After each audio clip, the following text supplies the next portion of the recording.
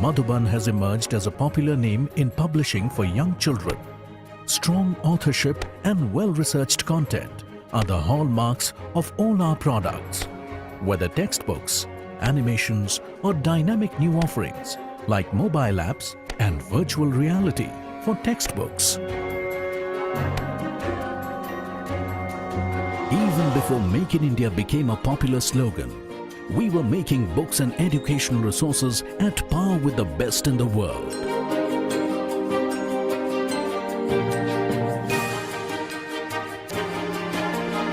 As the world's largest democracy is emerging as a superpower on the global platform, it's time to acknowledge that the learning experience of each child is different.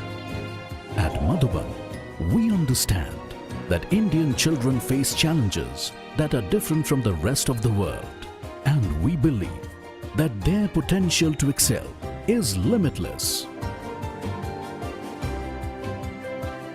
We believe that to help learners become true world citizens, we have to take the best of our culture and heritage and integrate it with the newest technology and pedagogy.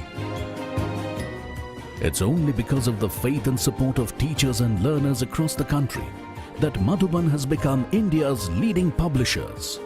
But our journey of enlightenment is just beginning. Together, we can make a better India, where the mind is without fear and the head is held high. Into that heaven of freedom, my Father, let my country awake.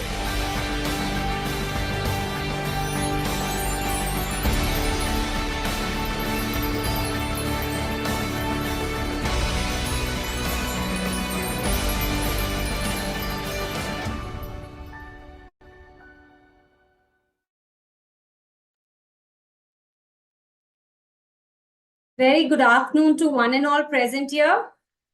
I am Shweta Sudha, Associate Regional Product Manager with Madhuban Educational Books.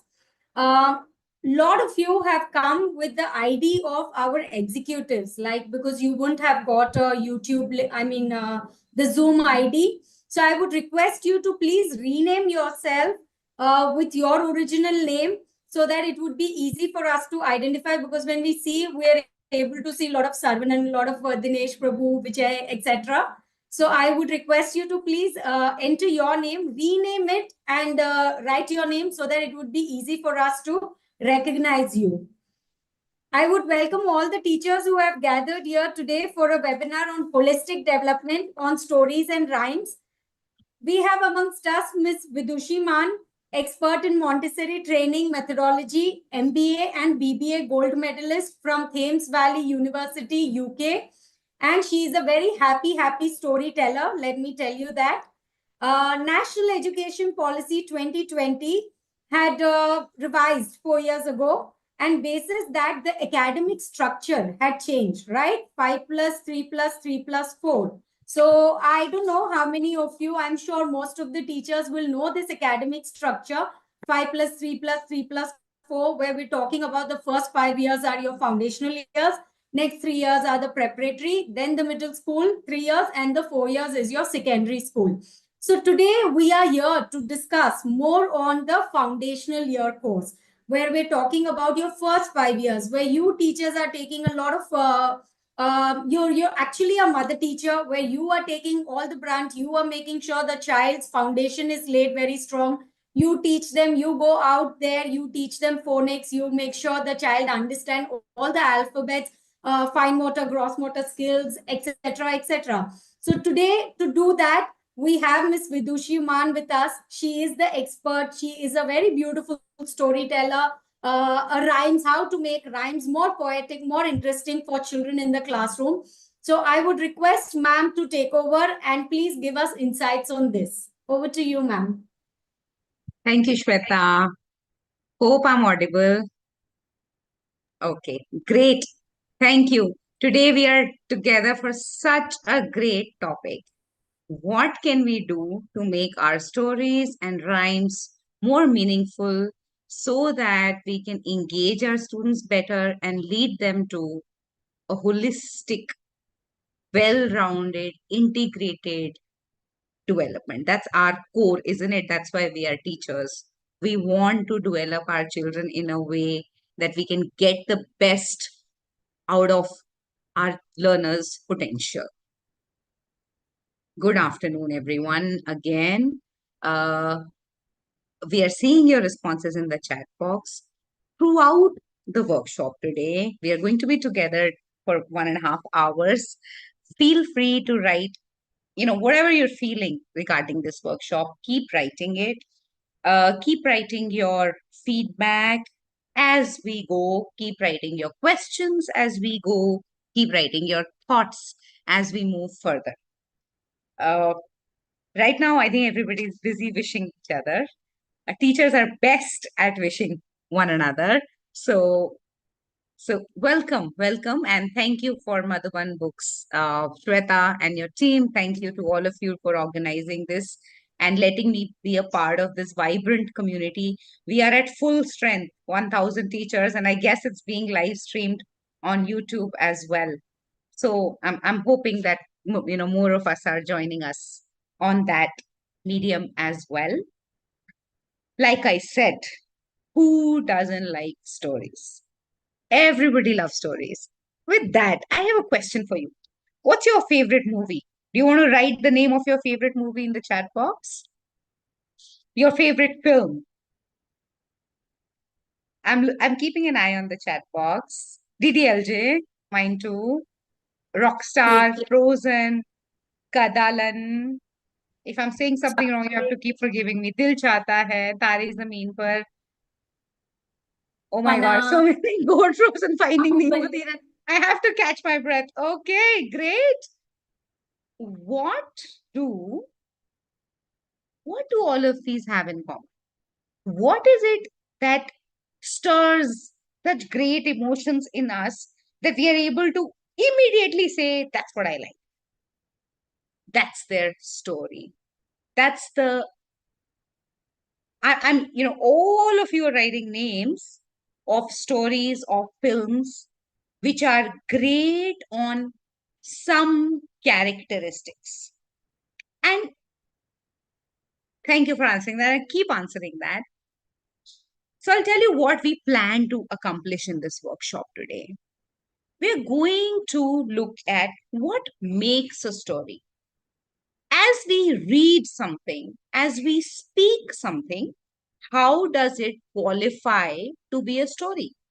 So first of all, we would look at what is a definition of story? What are rhymes? Why do we need them? Is story something that we can put in a compartment in our classroom? Or is it something that we can use to elongate, integrate concepts which are really important? And I was looking at that Panchkosh development model that Madhuban follows, social emotional learning also, competency-based education as well. So we are going to look at what are the different possibilities of a story. What do we expect as teachers when we tell a story? What do we expect from our students? And we're also going to put ourselves in the shoes of the student, and we're also going to think about what do students expect from us? We are also going to talk about what does a classroom look like when everybody is engaged. We are going to talk about that.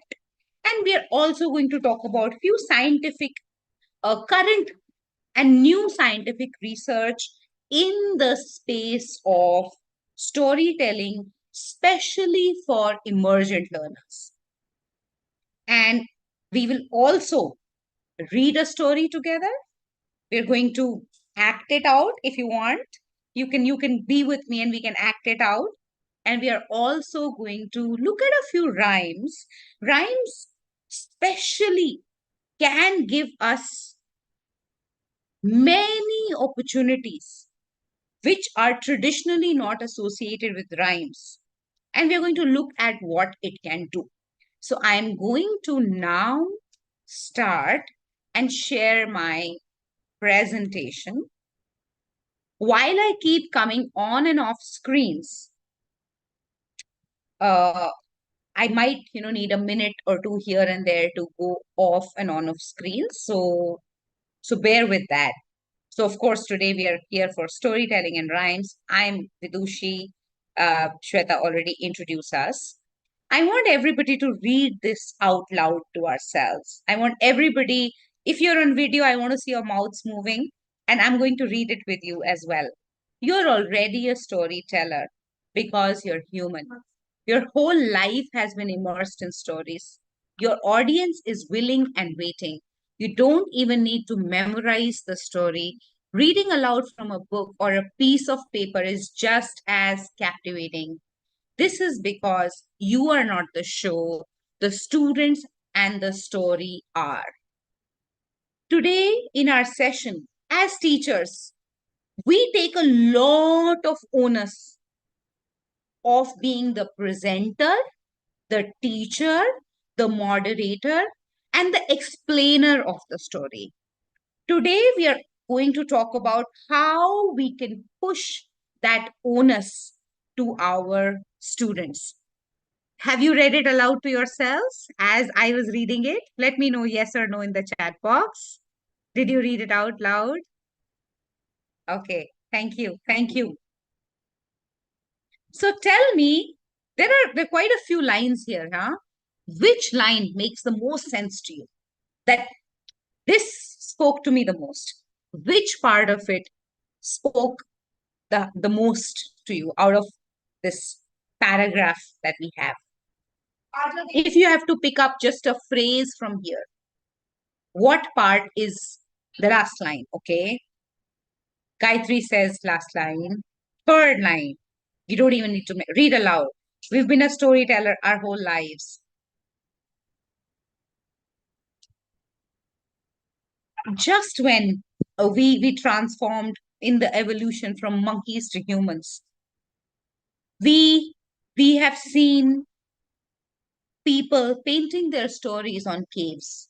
And that time, and one of the stories, some of the stories which you see on Bhimbetka caves, you see Ajanta, Ellora, a lot of these cave paintings, before even the sculptures and the carvings in the stone, they are about just how I hunted. Now, people were already hunting that time. They don't need to tell anybody how am I hunting. But yet, they wanted to tell that I was here and I hunted with this spear. That's how naturally ingrained within us the need to tell our story. While there are popular stories which have been accepted and loved by teachers for years, there can also be a possibility of a personal story. We are also going to talk about how important is it to tell a story of mistakes, falling behind, not being so successful, and how we can encourage social emotional learning with that. Thank you. We have so many responses. Your audience is willing. Great. I'm now going to look back at a research. I want to say the word Goldilocks zone. I want you, if you're writing right now, maybe you want to write this also, the Goldilocks zone. It applies for everything that we are doing. In order to learn the best, the place where we want our brain to be is the Goldilocks zone. But what is the Goldilocks zone? The Goldilocks zone is a sweet spot where our brain is highly active. A recent study shed light on what happens when a young child's brain, what happens in a young child's brain through functional medical resonance imaging, MRI, fMRI. These machines were used to observe neutral activity on the brain. as teachers, we use a variety of material, and I'm saying this right away so that it sets the context for our entire meeting today. We use different materials to teach stories. Sometimes we show a book, sometimes we show multimedia, sometimes we are the narrator. So I'm now quoting the research to you. So this study shed light. It studied 27 children between 3 and 5 years. And they were exposed to three kinds of narratives. One was audio only story, second was illustrated stories, and third were animated stories with mixed audio and video. Now, the brain, what the researchers found were that some kinds of stories were too cold. And by too cold, what I mean was that it was forcing our children to think too hard about what's happening. So it was putting the brain on cold. These were the stories that lacked critical visual context. So I'm just narrating, and without visual context, it was putting my children in too cold a zone. It was making them think too hard. Other stories were too hot. Too hot means animated stories with fast moving video formats like cartoons and movies. On children, it can lead to sensory overload because it's just moving from one frame to another really, really fast. So it's pushing our children's ability to make sense of the experience, but it was really, really fast. But one format which was just right, and this was picture books, which blended, this is for ages 3 to 5. Picture books which blended simple narratives with still illustrations and met the children at their development stage. When children were being examined, these 27 children in this study, and this is not a very old study, it's 2021. Researchers also examined the neural activity, the brain activity across different areas of the brain that made meaning. They were looking at whether children were passively or absorbing the story or they were applying their imagination. Now, what we want to do is we want to put the children in the zone, which is the Goldilocks zone, which is neither too cold nor too hot. Now, ladies and gentlemen, I just showed you an example of, when I was talking to you about the study, I just showed you an example of what too cold looks like. And too cold looks like one person is speaking without any visual cues and the others are just following. And you are adults. You already know it. Yet, it might have been, Vidushi, what are you saying? I'm not able to follow you. So that's too cold. We don't want to be there. And now I'm going to show you an example of what, and too hot would be when I were to show you, I'm not speaking, I'm not giving you any cues, and I play a video with the research and it moves really, really fast. So that's too hot. But now I'm going to show you what the just right zone looks like. And here we go.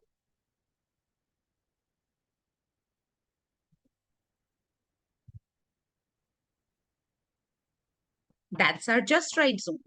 When the teacher is telling her story, but she's got some picture cues up there as well. If you want, you can make a copy of this. You can click a picture of this, absorb this for a minute, and then we'll talk more about it.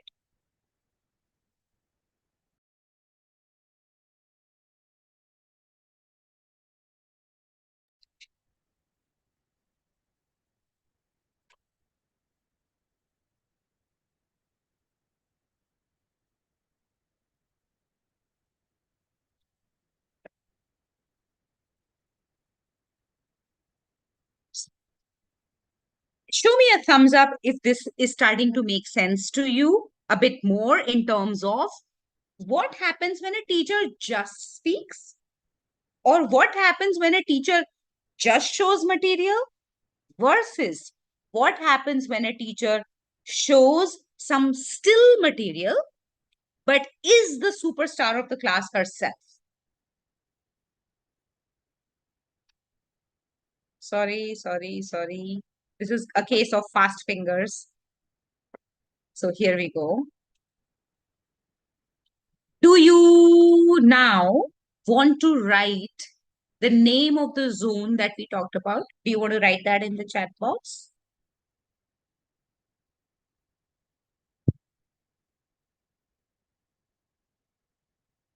Perfect. That's a Goldilocks zone. And that's where we want to be. Too cold would be when it's too hard, and too hot will be when it's just too much mixed up. We don't want to be either too cold or too hot. And ladies and gentlemen, this applies to not just education. This applies to all aspects of our life.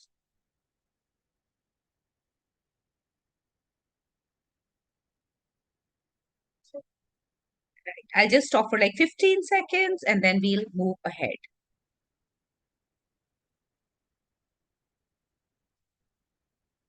If any of you want to give any thoughts that you want to share, we are 1,000 people here. If some of you want to share your thoughts, what you felt about this theory, does it make sense to you in your classroom? Do you think it applies to your classroom? Have you already experienced it? What happens? What gets you the best result in your classroom? If you want to talk about that, that will also be really, really good. I'm going to move this now so that we can focus on talking.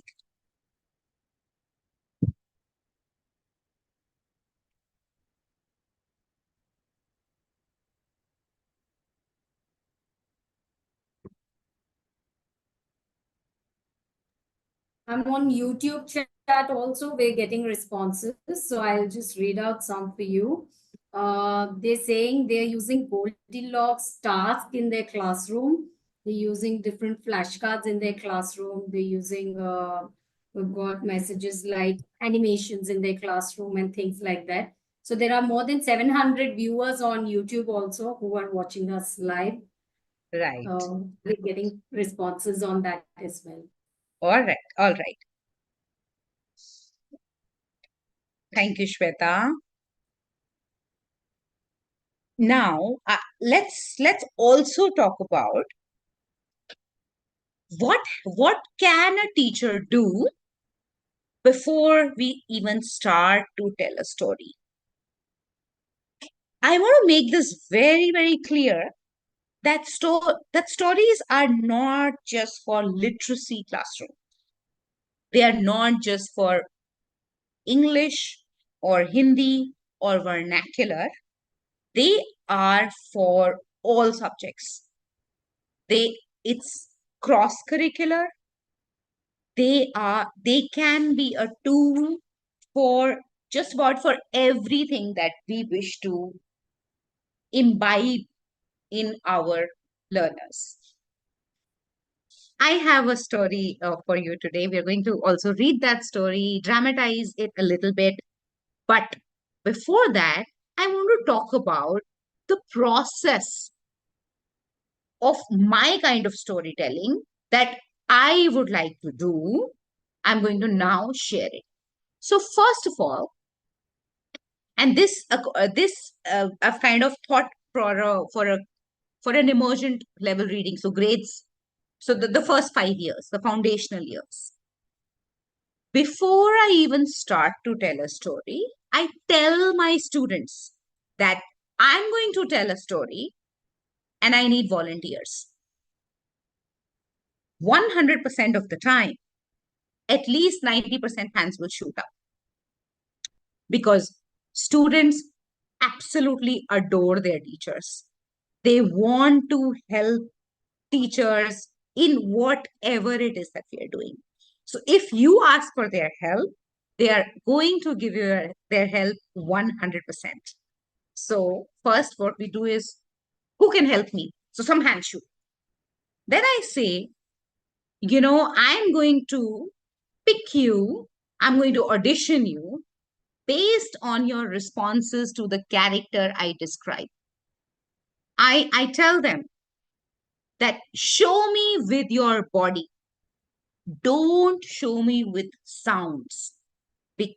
And it's so important, because when we are telling something, when we just want to be the narrator, we don't want students to speak at that time, because that's for two reasons. One is, I want to have a certain ambience in my classroom when I'm teaching, which is, I want to reach out to every single student. Some students are, let's say, the ones who can easily get it, and they want to quickly start responding, ma'am, and then they want to start talking. So we want to set the stage right, that I am going to look at your bodies, how you respond to me with your actions and not with your words, so that as a teacher, I am not audibly disturbed or audibly engaged with any particular child, but I'm able to keep my eye on everyone. So I definitely tell my children that you have to respond to me with your body. And ladies and gentlemen, you have to keep these in your mind, because then we are going to do a story. So we keep this in our mind, that this is what we want. What's the next thing I want? Next thing I want, that you will have your turn. Everybody is going to get a turn. You just need to be patient. You might get a chance to maybe retell this story, to maybe do a role play of the story. I might pick a selection of students, but I want to tell my children that I'm going to be fair, and I'm going to pick you, if not now, then for the next story. So giving this assurance and reassurance and reassurance and reassurance to students that you're going to get your turn is incredibly important, because as children, we are very excited, we are very patient. This could be my favorite story that I just need to do. I've heard this story before and I feel very confident at it. I want to show my teacher my mastery. So you want to tell your children that this is what we are going to do. And another thing I want to tell you is that I want to set some other behavioral expectations. So I want to set my classroom's agreement in place, that if one child I'm picking, and if that child is showing me something, then all others need to pay attention to that particular child. Storytelling can be a great place to set and manage classroom expectations, rules, and behavior. So now I'll reiterate. What are we going to do before we even start telling the story? I tell them that I will need volunteers. So hand shoot up. Second, I tell them I'm going to pick you based on the responses to the character that I describe, and you have to show me with your body. No sounds. We don't want a room full of clucking chickens, right, in our classroom. Then what we want is, you want to tell everybody to be patient, because everybody is going to get their turn. And then we want to come to a place of adherence to classroom rules. We want to motivate our students so that we can establish and maintain behavioral expectations. Once we do this, we know that once we achieve this, we know that in the next story, maybe we can demand more. So it has to be a step-by-step process of responsibility, of managing expectations, behavior, and if you want to be in that space of children not interrupting the story, which I believe can be extremely important and also very difficult sometimes. In a real classroom, this can be difficult. So we want to make sure we do that. So we've done this, and now we are going to have our story. Yeah. So, this thing, our favorite thing, Indumati, mine also, maintain silence. But with maintain silence, we want to encourage participation. That is tricky. So we want to tell them that I want you to maintain silence, yet I need you to dramatize. I need you to role play. Now, so many of you here and so many of you are on video. Are you ready to role play a story with me? I'm going to say a story, and are you ready to dramatize it with me? Show me a thumbs up if you're going to do it with me. If you can, please switch on your video. If you've not had a chance to brush your hair till now, don't worry, but can you be on video? Okay. Okay, great. I've got lots of people on video now. I'm going to put the story on the screen for you. And just to get your attention, the name of the story is in front of you now, but I still want you to write the name of the story in the chat box.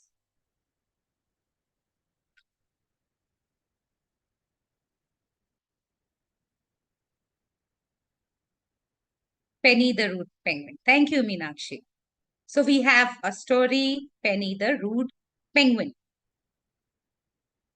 Great. Thank you, thank you, thank you. You guys are amazing. Thank you. As small children also, it's a very good idea to talk to them about what is fiction and what is non-fiction.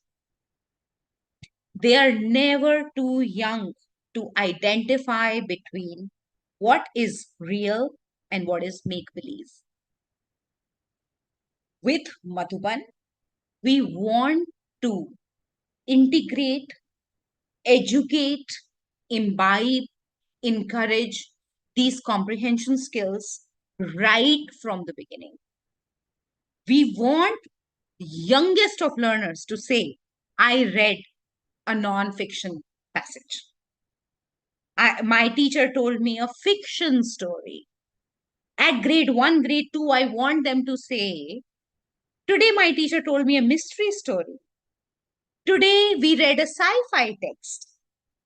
So we want to say that right from the beginning. Now, you just have a picture in front of you, right? Now, what is it? Is it fiction or is it non-fiction? Let me know in the chat box. Is this fiction or non-fiction? It's fictional. Thank you. This brings me to my next question.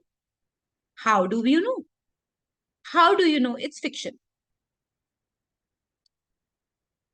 How do we know that this is fiction?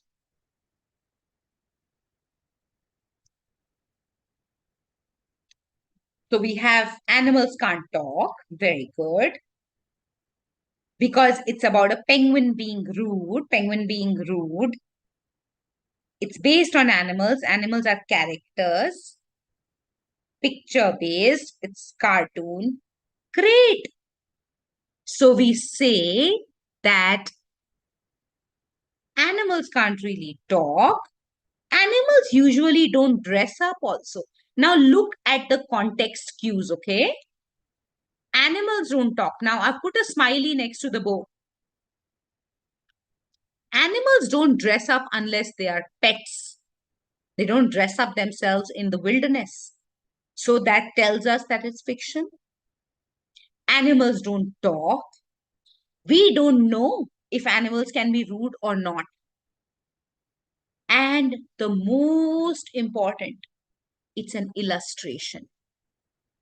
Illustrations set for the child who doesn't know anything else, it would be really, really good if we were to know the difference between an illustration and a photograph.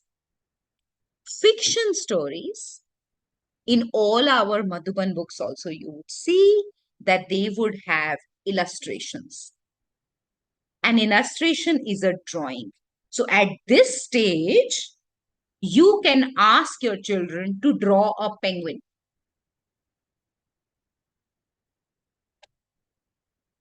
You're giving me really literate answers. You're giving me answers which an adult would know.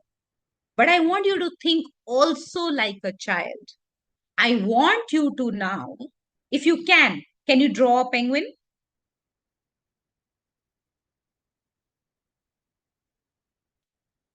So you got something in front of you and you put it for the child, and then you say you draw a penguin. Now we are not looking at a beautiful penguin. I see Sylvie Nessa's entire group drawing a penguin. Okay, go ahead, draw. I'm looking at you. And look, all of you almost are looking happy when you're drawing. The NEP also asks us to integrate art as much as possible. And this becomes so very important, especially in the foundational years.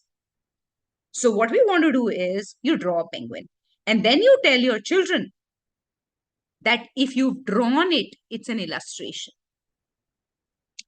If I was teaching really, really small children, I would ask them to say the word illustration 5 times, just to get them comfortable with the word in itself.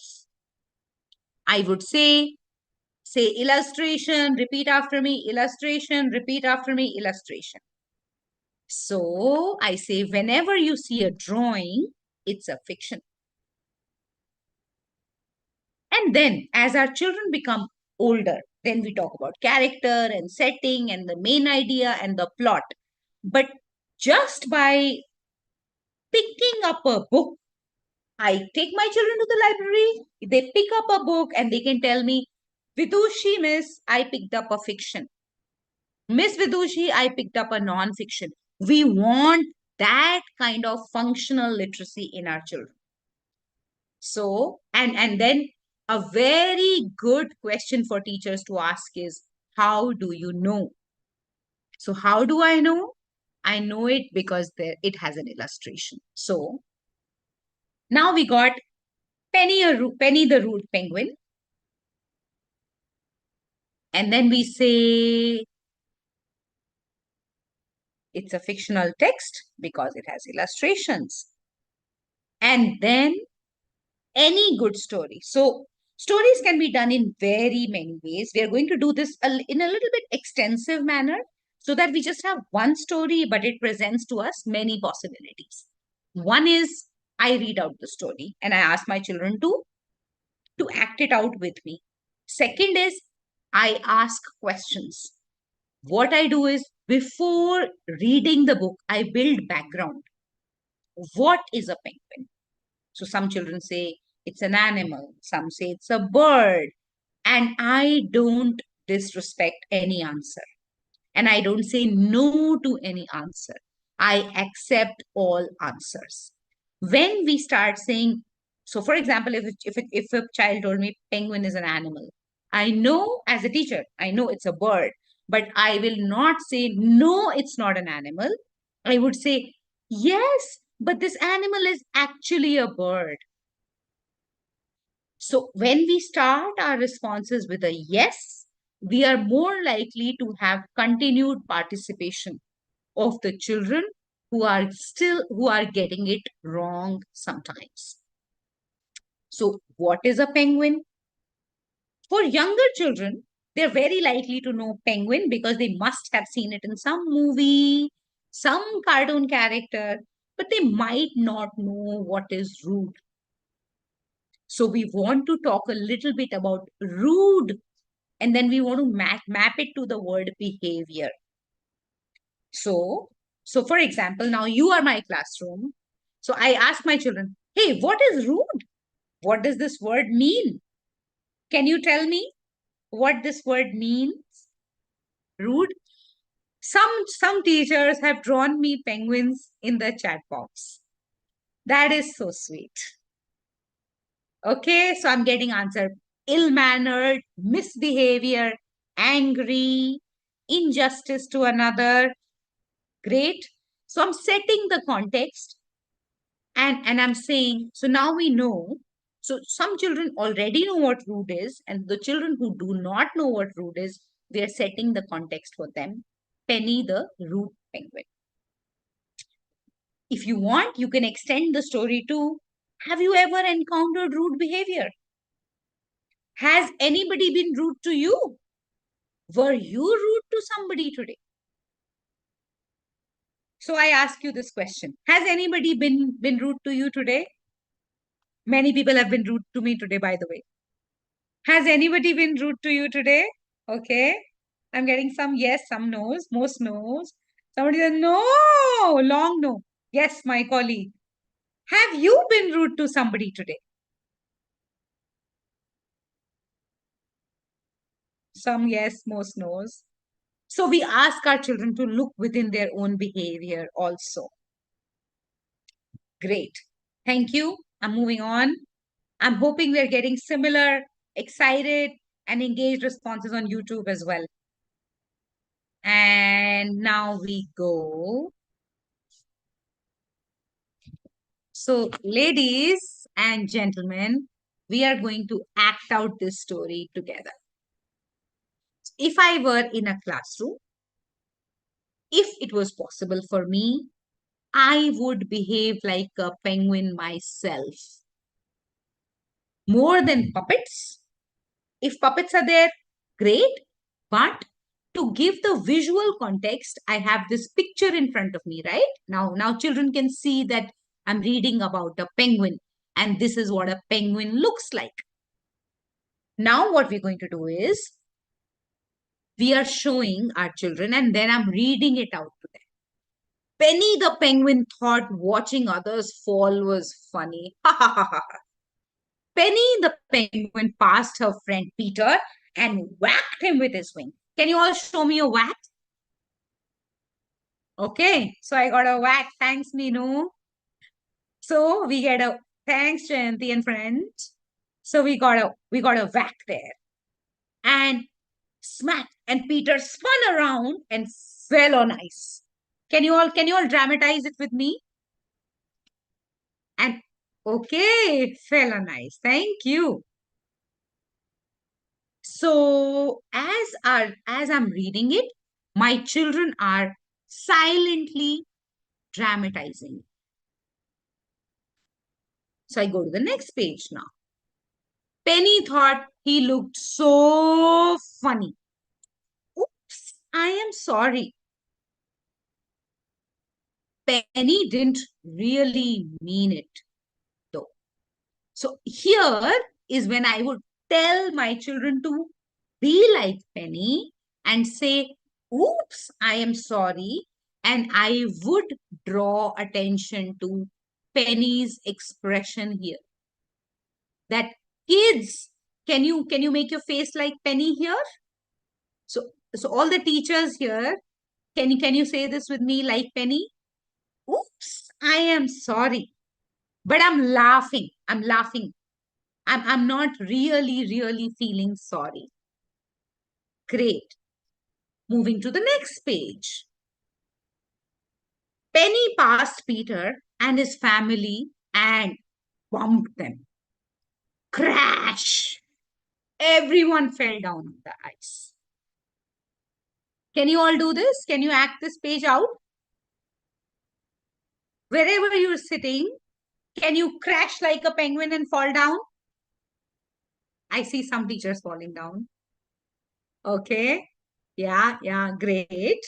And then Penny thought they looked so funny. And what does Penny say?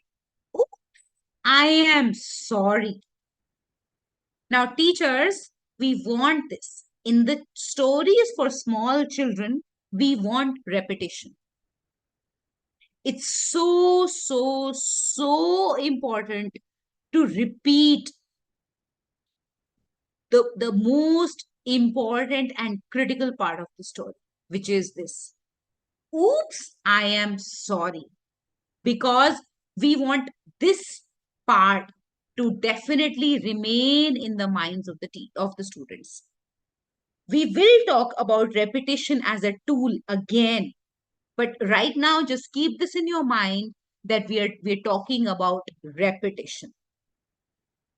Now, Penny and Peter were sliding on their bellies. Teachers, if you're feeling good, can you slide on your bellies? Those of you who are doing it from your beds, it's easier for you to slide on your bellies. Children love it. They love this. You give them an opportunity to slide on their bellies and they just go for it. And Penny slid into Peter and poof, Peter went into the snow. Penny thought he looked so funny. And what do we repeat, teachers? What do we repeat? Yeah, great. Oops, I am sorry. So see, we are repeating what's the main idea of the story. One day, Penny stood on top of the ice slide. Peter bumped into her. Swoosh! Penny went down the slide and into the ocean. She didn't think it was funny. Oops! Peter said, I'm sorry. He really did mean it. And now we want to bring in the power of the picture. If you see here, now we want to focus on the expression of Peter. Now tell me, ladies, how is the expression of Peter different from the expression of Penny?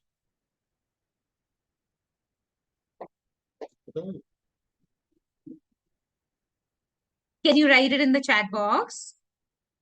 How is Peter's expression different from Penny?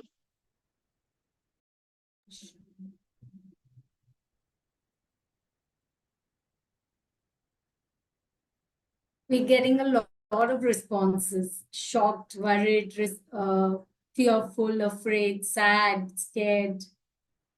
Correct. And this is what we want our children to say. We want to stop. And this is called, first what we did was we built background. And now this is a during story discussion. So this is what we are doing during the story. So then children will also probably come with these words, or at least some of them. And then we say, she didn't think it was funny. Oops, said Peter, I'm sorry. And then we want to focus on, he really did mean it. Penny thought about when she had whacked, bumped, and slid into Peter. It wasn't funny anymore. No, I am sorry. And this time, she really did mean it. Now we look at the story again, and now I'm going to read it. I'm going to just read it. I'm going to read it a little bit faster, and then we are going to discuss. For children, it's really, really important that you repeat at least some parts of the story that you want your children to definitely comprehend. Penny the penguin thought watching others was funny. Penny passed her friend Peter and whacked him with her wing. Smack! Peter spun around and fell on ice. Penny thought he looked so funny. Oops, I am sorry. Penny passed Peter and his family and bumped them. Crash! Everyone fell down on ice. Penny thought they looked so funny. Oops, Penny said. I'm sorry. Penny didn't really mean it. Penny and Peter were sliding on their bellies, and Penny slid into Peter. Poof! Peter went into the snow. Penny thought he looked so funny. Oops, I'm sorry. Penny didn't really mean it. One day, Penny stood on the top of the ice slide. Peter bumped into her. Swoosh! Penny went down the slide into the ocean. She didn't think it was funny. Oops, I'm sorry, but he really meant it. Penny looked back. When she had whacked, bumped, slid into Peter, it wasn't funny anymore. No, I am sorry, Penny said, and this time she really meant it. First of all, feedback on the story.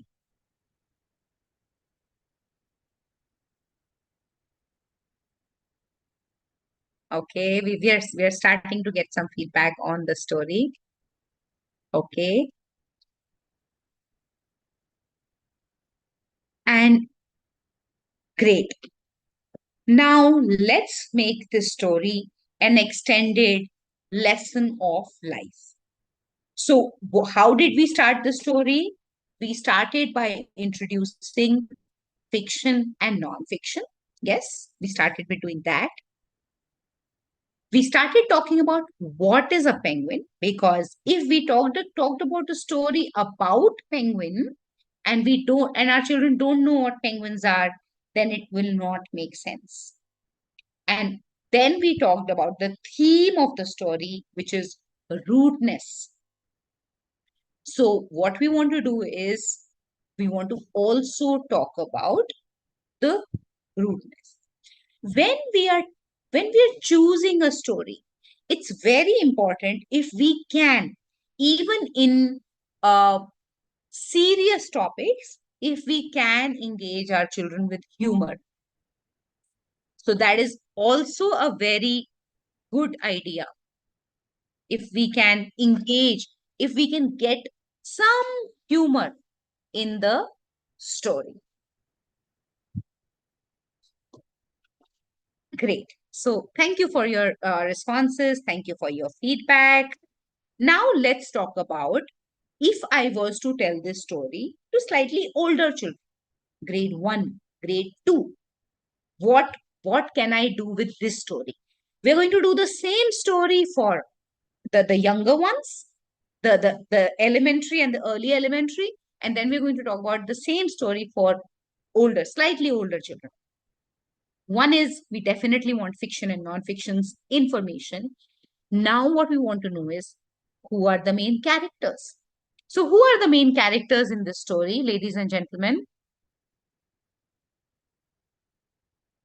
Who are the main characters in this story?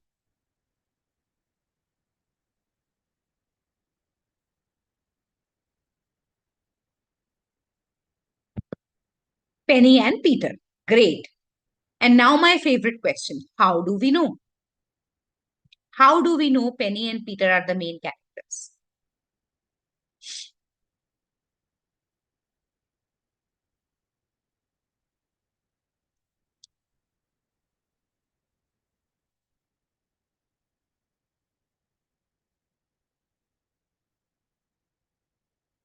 Because we are mentioning their names, because repeatedly they are coming in our sentences.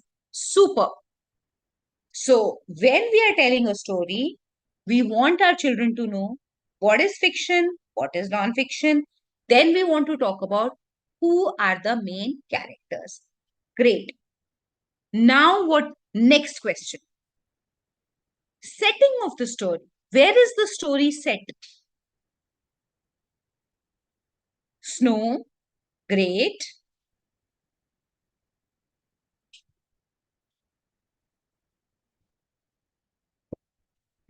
So snow, and then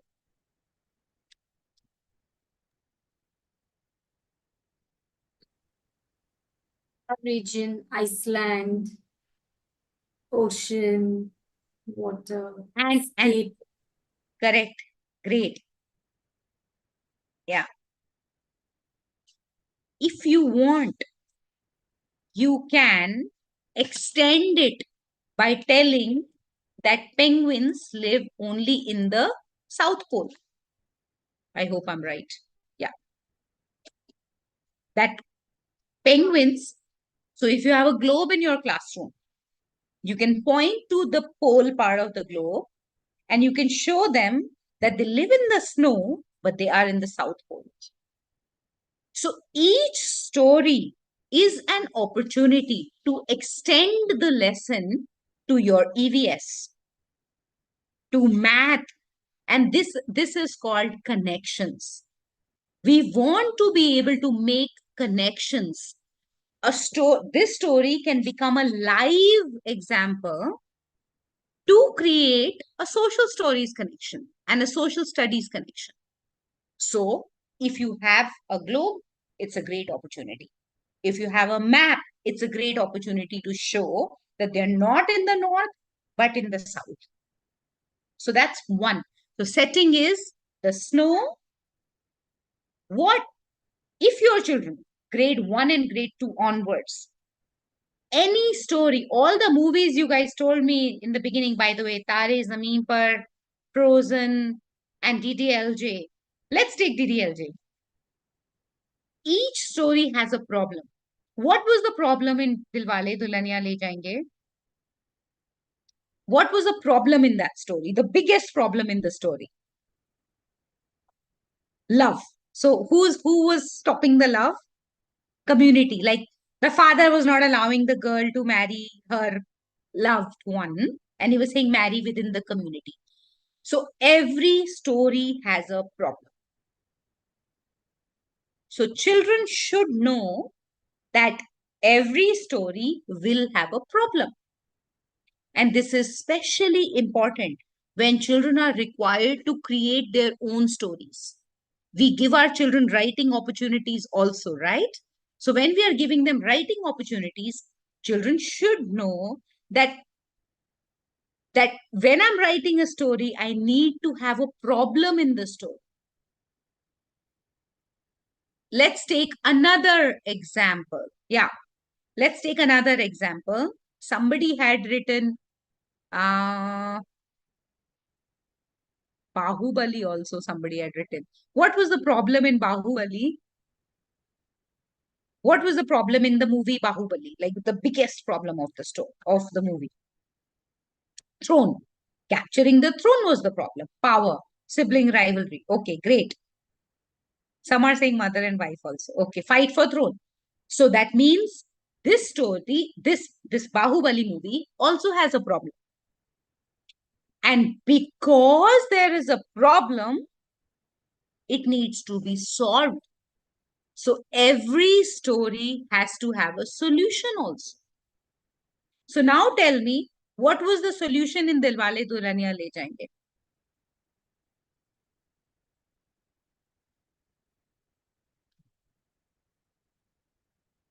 What is the solution in Dilwale Dulhaniya Le Jayenge?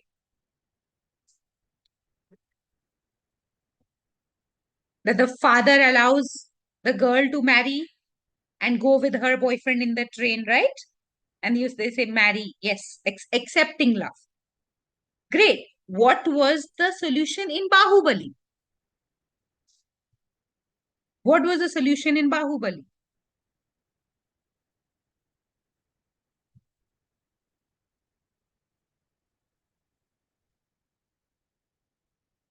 Acceptance of siblings, sacrificing, victory, revenge, okay, winning throne and avenging the mother. Great. So now you see. So every story has to have characters, setting, problem, and a solution. Small children also can say these words that my teacher told me a great story, and you know what was the problem in that story? Dash, dash, dash, dash, A, B, C, D. My teacher told me the solution of the story is this. If your children are older, you can encourage them to fill in such graphic organizers also. Our books at Madhuban are also filled with such maps, such ideating places that your children can answer in their own words of whatever story, whatever chapter, whatever theme, whatever concept you want to drive. But with a story, such an organizer works really, really well. If you want to take a minute, you can make a note of this. If you want to take a minute, click a picture of this. That's also good to go. I'm going to stay on this page for 1 minute. Keep giving me your feedback also if you think this will be useful for you.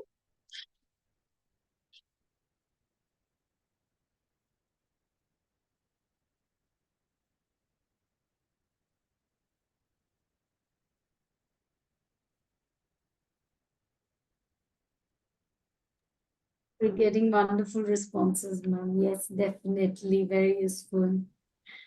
Useful to tell story in the class. Nice emojis also. Yeah.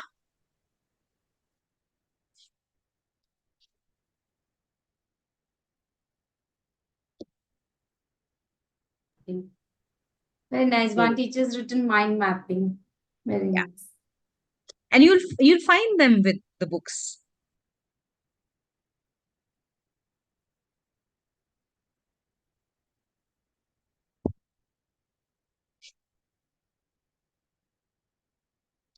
So we have such organizers. Now I want to revise. I want to take a minute and I want to I want to ask you. So each story will definitely have what? Write your answers. Each story will have a problem. Okay. Each story might not have a moral, might or might not. Each story will have solution, characters. Don't forget the setting. Yes. Characters, setting, problem, solution.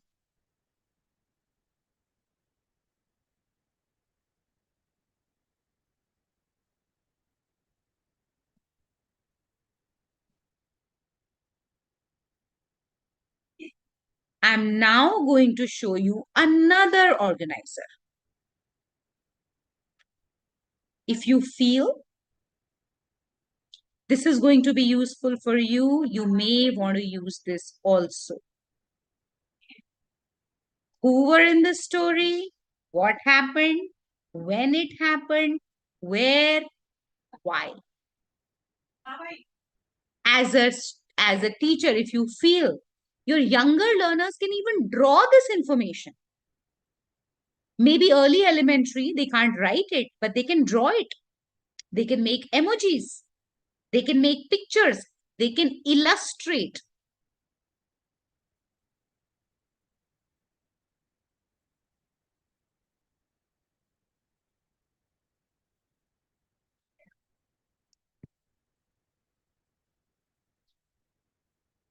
If you want, I can stay on this page also for a minute.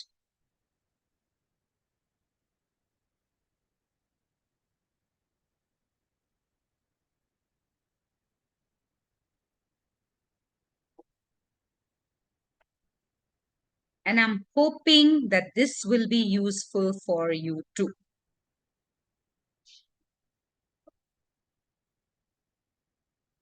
Perfect. Absolutely right, Deepa. Uh, Kanaklata, we can ask and let them on. We can ask questions, let them answer. Deepa says good for recall. It will, if we explain with full expression, then surely children will understand. Absolutely right. Great. Now I want to do another activity. All of us, I want to engage in another activity. And that is my problem as a teacher. I have told the entire story. My students don't remember. I have told the entire chapter. My students don't remember. Does this happen to you in your classroom sometimes? My children don't remember. Okay.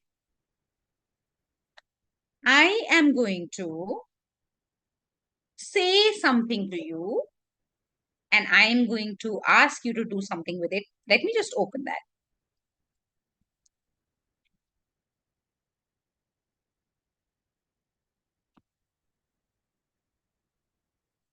we are going to use the power of retell. I am just going to read something to you, and you are going to illustrate it.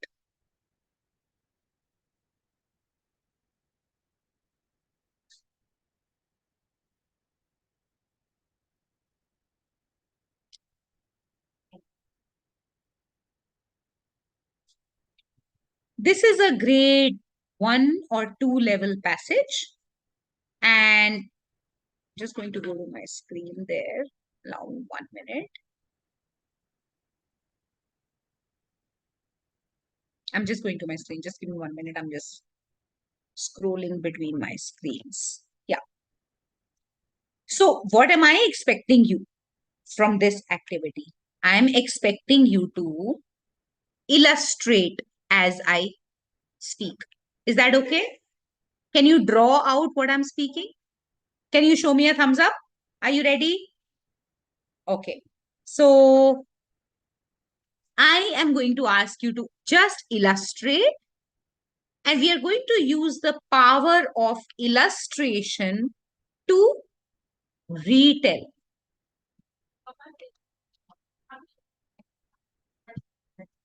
Keep your pens, pencils handy.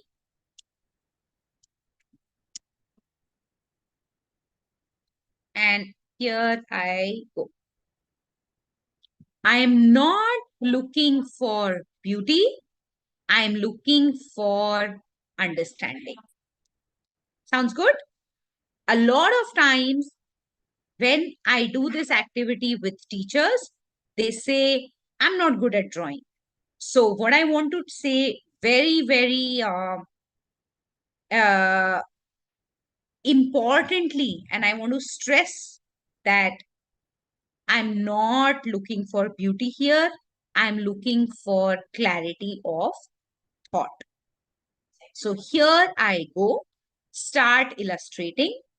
I'm going to go a little bit faster here, and we will take it. We will see your illustrations. If you want, you can lift up your paper and show on your video also. Great. So here I go. Radhika is really scared of bees. I wish there were no bees on Earth. Radhika exclaims to her father. I know you don't like bees, but they are very important, says Dad. Plants and animals can't survive without them. Dad points to the colorful flowers in the trees above them. These flowers need insects like bees and butterflies to help them grow food. Squirrels and other small animals would not have food to eat without the food. Larger animals will not have food without the smaller animals to eat. Bees help all living things survive. Were you able to illustrate, or was I too fast? I can do it again. Should I read it again?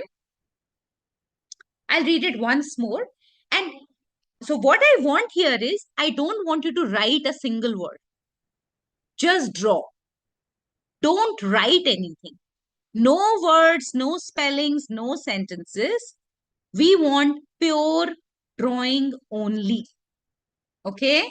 I'm going to read it again for you.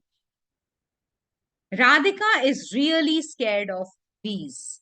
I wish there were no bees on Earth, she exclaims to Dad. I know you don't like bees, but they are very important.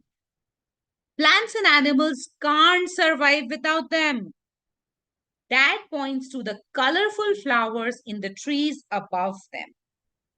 Those flowers need insects like bees and butterflies to help them grow fruit.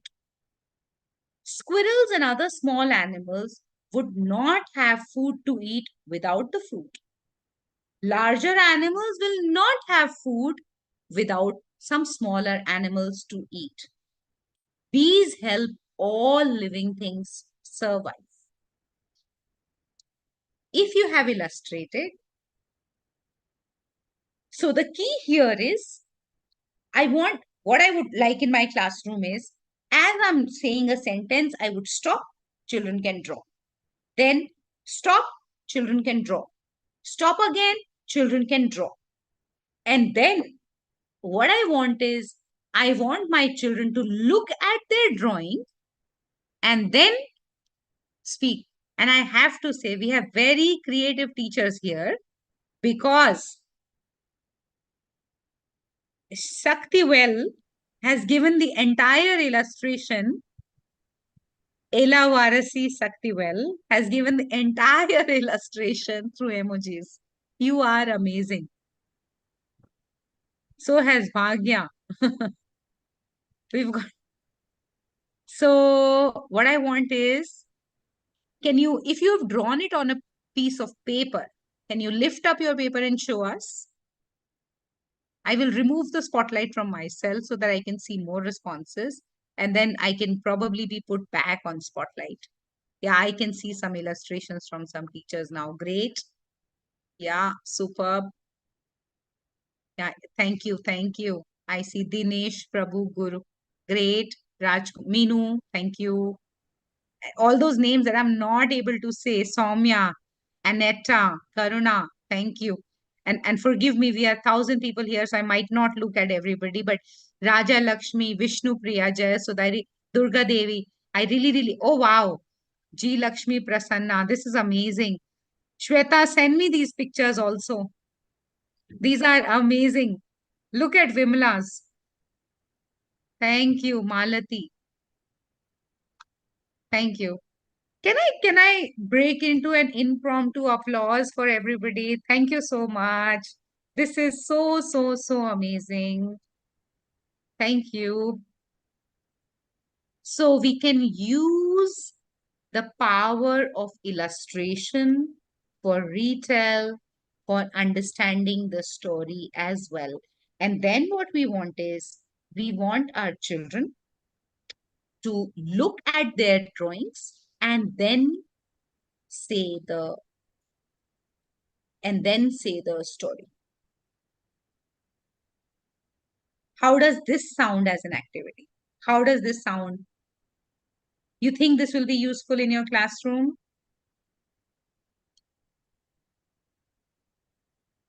You guys are kind people.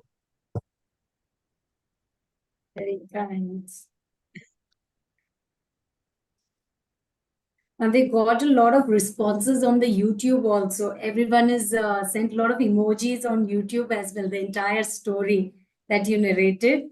So there are some 900 teachers watching on YouTube, and they have also sent their responses on YouTube. That is so amazing. Thank you.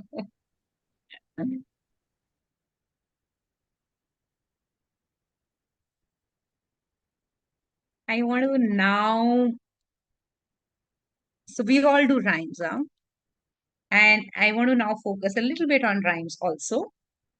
I really hope that we can use these to make our story more than a story, to make our learning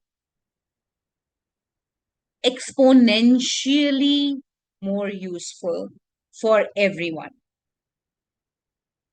Great. Bindu says pollination, food chain, fruit formation can be explained through this story. English and EVS can be interlinked. And children would love illustrating. Absolutely, Mary Claudia. I agree with you. Great. So I want to now show you something from my PPT. And look at this. This is, I found it on the internet. The internet is full of great resources, but I found this when I was researching what can we do with rhymes apart from the singing. So singing, of course, it develops confidence, gives an opportunity for everybody to participate. Children do it together, so there's a lot of collaboration as well. But what else can we do? We all do Humpty Dumpty, right? Humpty Dumpty sat on a wall, Humpty Dumpty had a big fall. And look at this SEL connection. how do they feel? And the student has written, he feels sad because he fell down and he hurt himself. This is for Humpty Dumpty, a popular rhyme all around the world. This is the spider, the itsy bitsy spider. She feels scared of the spider because they bite. And this one is because the Mary and the lamb one. She feels sad when the lamb goes away because she loved her sheep. This is another example of how teachers can use rhymes to integrate other subjects, especially social emotional learning. NEP cannot stress more on social emotional learning, experiential learning, taking in everybody's thoughts and feelings. So we want to be really mindful. Mental health is a key cornerstone of NEP. So we want to be aware, not only interpersonally, but also intrapersonally. We want to know how do we feel, and we want to talk to our children, how do these fictional characters feel? So this is one way that we can integrate rhymes also. And I have a rhyme for you also. Sadly, I have not composed it. I'm not that talented. So, but I'm going to play a song for you all, and let's sing that song together. Are you ready? I hope my sound will be visible to everybody. Will it? Will it be audible to everybody? Shweta, maybe you can answer this. We are When able to hear you, ma'am. If you when want I to play a this, song, yes. yes, you can share your screen and enable the audio there, so then everybody can hear.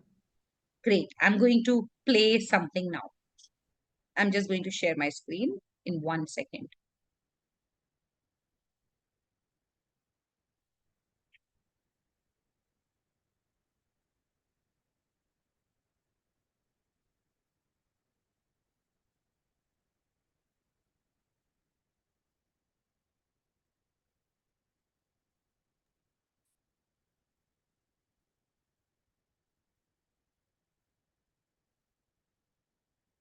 Yeah. Okay. Ladies and gentlemen, you got to sing this with the system, okay? Are you ready? Are you ready to sing along? Show me a thumbs up, ladies. Okay. Circle of Smiles. Lyrics by Virginia Benderly. Music by Eric Hansen. Performed by Eric Hansen.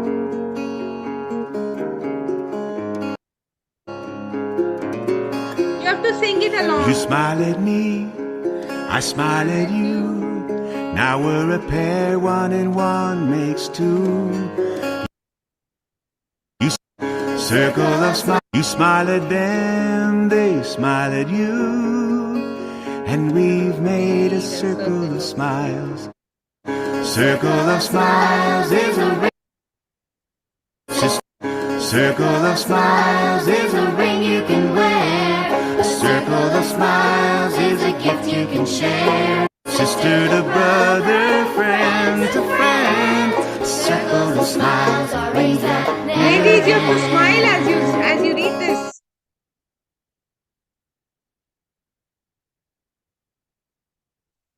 Circle of smiles is a ring you can wear. A circle of smiles is a gift you can share. Circle of smiles is a ring you can wear.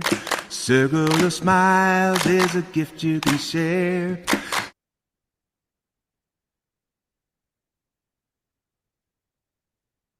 A circle of smiles is a ring you can wear. A circle of smiles is a gift you can share.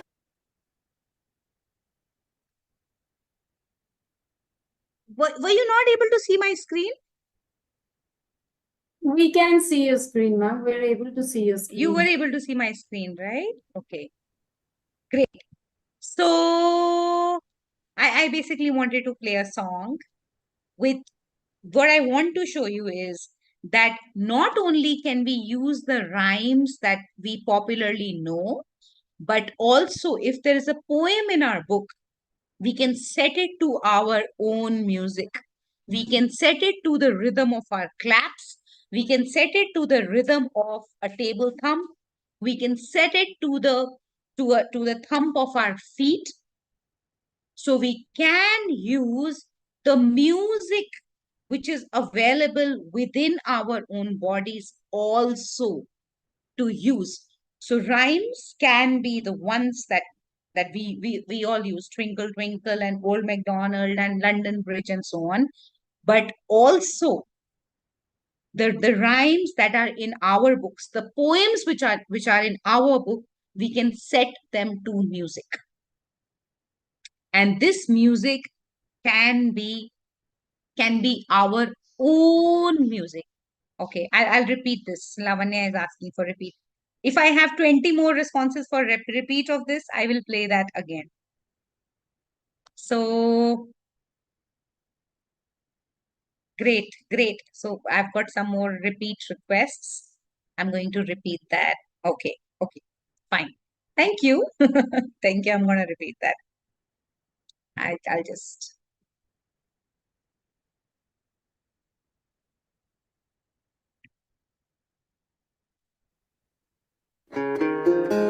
Circle Hope you can of hear Smiles. it. Hope you can see it. Lyrics by Virginia Benderly.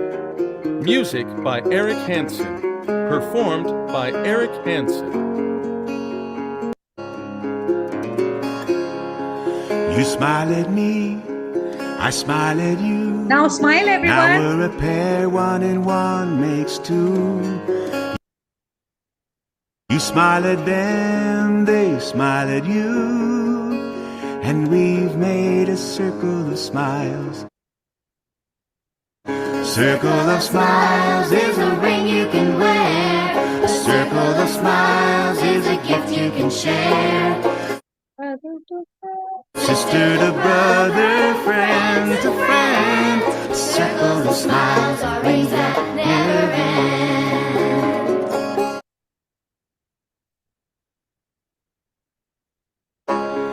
I smile at him, he smiles at me. I smile at you, now we are 3. A circle of smiles gets sweeter as it grows. The stranger you smile at is not someone you know. Circle of smiles is a ring you can wear. A circle of smiles is a gift you can share. Sister to brother, friend to friend.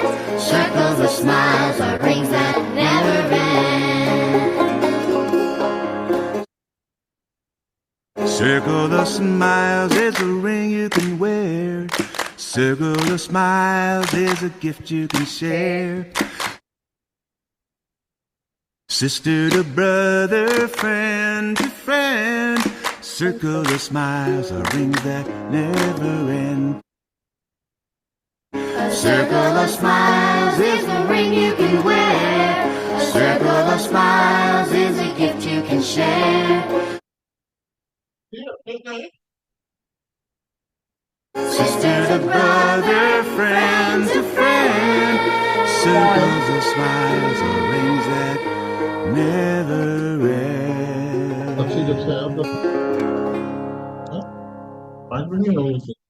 So there we go. Just one.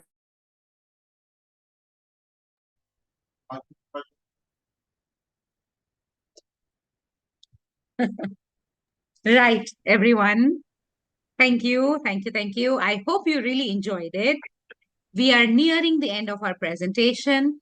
I think we can now discuss, write, talk amongst ourselves. If you're sitting in a group, you can talk to each other. The one idea of this meeting that you would like to carry forward in your classroom? The one idea that you're going to use in your classroom. If you have something like that, maybe you want to share it with us. That Vidushi, this is one thing I'm going to definitely do in my classroom. The Goldilocks rule, okay. The graphic organizer, setting of the story, the drawing, building background first, illustrations, graphic organizers. Great. It's moving too fast. And I'm partially blind. On Drawing. YouTube also we got responses, singing songs, and having storytelling, graphic organizers, all that, whatever teachers are typing it out here, we have responses on YouTube as well, ma'am. Great, great. This is very encouraging to us. Thank you, teachers. We want to organize such sessions for all of us so that teachers are the builders of the nation. And we want, at Madhuban, we want to give us the best strategies that we can use as teachers so that we can do the very best that we can with our children. With that, I think, Shweta, I would like to end. And if you want to, add something, that we would be Right. very Sure, ma'am, sure. Thank you. Thank you so much, ma'am. Thank you so much for a wonderful session. We had a great reinforcement on the entire holistic development, the topic for today, where we had discussed not just stories and rhymes, but also about the art integration, also about the music, also about integrated curriculum, which is, a lot of schools are following. So thank you so much for giving a different, all the perspective, the entire holistic perspective that we all were looking forward for today's session. And we have all smiles everywhere across. I can just scroll my screen and see all the teachers have nice big smiles on the face. So thank you so much for bringing in those smiles today during this entire session, throughout the session rather. And thank you, teachers, for a wonderful participation. Thank you for being interactive and spontaneous. I really, really appreciate and thank each one of you to be extremely interactive and spontaneous on the chat box, both on YouTube and on the Zoom ID, because we are not even able to read the messages that you're sending. It is just zooming out. So thank you so much for being extremely interactive throughout the program. And it was pleasure having you all amongst us today. I have shared the feedback link here on the chat box. So I would request all the teachers to please click on this link. You will be getting a Google form. You can please click on that, sharing your feedback and responses on that.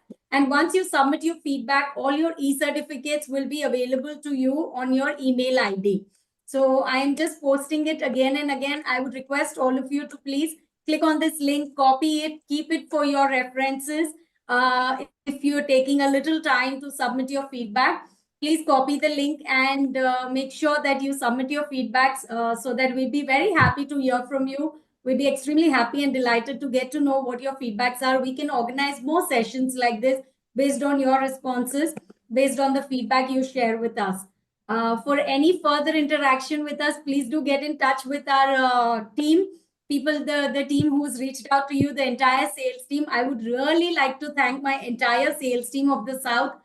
We have teachers, I think, across India, but majorly the entire team who's worked out here is Tamil Nadu, Andhra, Telangana, and Kerala. All the 4 states team has really worked out to make sure we have maximum participation. And even till the end, you can see we almost have 1,000 teachers here on Zoom and also 1,000 live on YouTube. So this is the entire great work done by the team so that we've made sure that they reach out to maximum teachers and make sure everybody gets benefited out of this session today. Thank you so much, team out there, for bringing in such great responses, for bringing in such great participation. And thank you one and all once again. We'll stay in touch. Thank you so much. Thank you. Thank you. I'll take your leave now. Have a lovely day and happy Sunday. Thank you. Thank you. Thank you so much.